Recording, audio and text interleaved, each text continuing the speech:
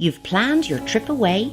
You've booked your parking online on www.irelandwestairport.com. You've already saved time and money. To make the parking process even easier, we've introduced a new system at entry for our online parking customers.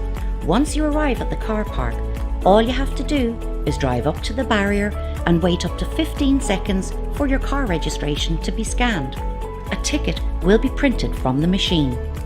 Please take this ticket. The barrier will open and you can enter the car park. Please ensure to keep your ticket somewhere safe whilst away. It's important to ensure your car registration is clean and damage-free to make it easier to read.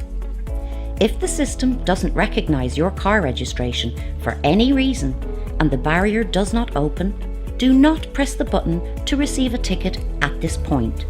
Please press the intercom button to speak with an operator for assistance and be ready to quote your online booking reference and car registration.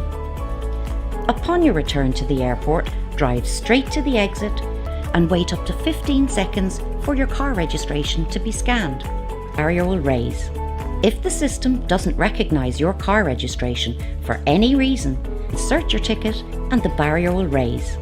Drive through and have a safe journey home. Ireland West Airport, the easier way to get away.